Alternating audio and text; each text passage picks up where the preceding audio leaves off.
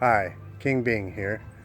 I've been Googling and YouTubing how to organize your shed, and I picked up a few ideas, but there's a lot of things I've done to my shed that I haven't seen on other sheds, so I thought I would share what I've done to mine. So I'm going to give you a tour.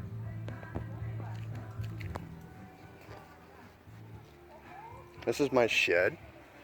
It's a year old this month, August 2017. So I had DuraShed build it, and I painted it. I put the skirting on and the landscaping around it, and I did some organization inside. My wife picked out the colors, so I made a little birdhouse in honor of her colors.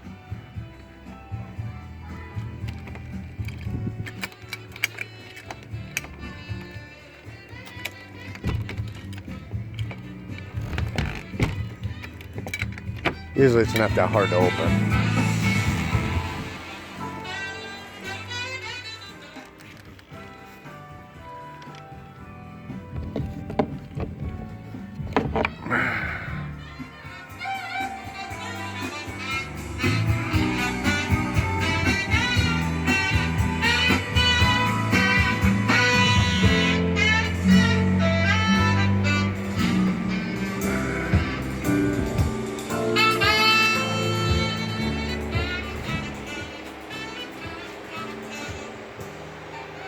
So as you can see, it's pretty small. It's only 8 by 10.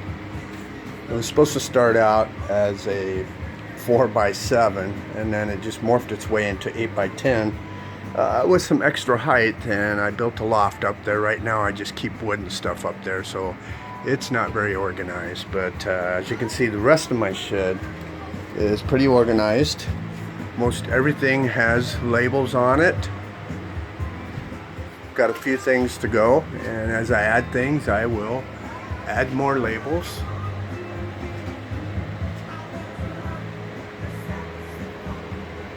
So I have a couple fans in here. One is a 110, and the other is a portable fan that uses the Ryobi 1 Plus batteries, and it keeps it nice in here because it does get hot here, even though we're in Canada. I know most Americans think that we live in igloos, but actually in a couple minutes the eclipse is going to be going on, and it's probably about 85 degrees here, Fahrenheit. So my goal is to have a place for everything and make it so easy to know if something is gone, what is gone. And if you just take one at a time, it makes it real easy to figure out where to put it to go back. So I'm very specific with my labeling. I got a couple little cubby holes that are like assorted areas, but I try to shy away from that. There's one there and one up there. Other than that, you can see that everything is very specific. Broom. My step ladder I have to have because some of my stuff's pretty high, especially for a short guy like me. So I made this shadow board. I'm probably going to redo this because I need to add some more stuff, and I'm going to have to change the layout. So it's going to be tough since I actually painted the shadows on here. So if something's gone, it's pretty easy to tell what's gone. For instance, scissors. Up here is my screwdrivers, all labeled. My bits, adapters, and you might say, well, you're missing some sockets. Well, the ones that have a black dot on them, I don't have those sockets.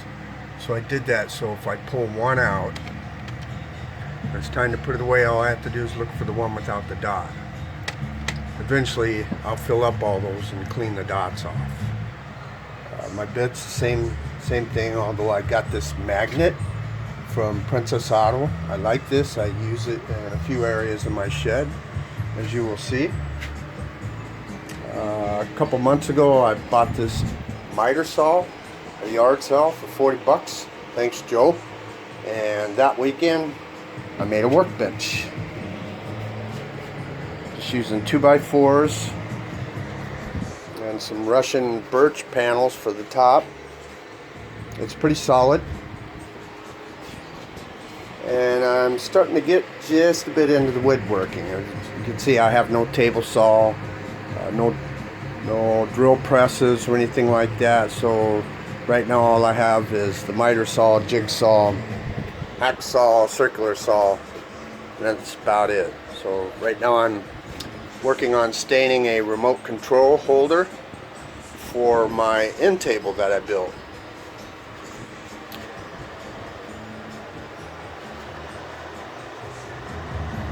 You can see everything's labeled, including my paper towel holder. So the shed right now is about half garden, half woodworking, if you will. And I try to keep everything up off the floor except for table legs and anything with a wheel. This bin actually has a wheel on it, so it's very easy to move. It makes it really easy to clean up, super easy. I can use my blower, I can use my shop vac, or I can use the broom and clean up as a breeze. Very simple. So as you can see, nearly everything is labeled. This is a portable fan I bought at Home Depot. It takes the Ryobi 1 Plus battery. It lasts for quite a while, and between the two fans now I have a good crossflow, because it does get hot. You can see right now it's about 28 degrees Celsius. So that's, like I said, about 85 degrees Fahrenheit. I built this loft to hold wood, and the loft itself is 6 foot by 8 foot, so it holds quite a bit of stuff, although I'm thinking about tearing it down and putting specific shelves up so I can get to all of it. It's kind of hard to get to the back of the loft without climbing. Everything's labeled, nearly everything. This is the ladder I made to get to my loft. Got it up off the floor. I don't like noisy gas-eating lawnmowers, so I use this real lawnmower, and it does a pretty good job on the grass.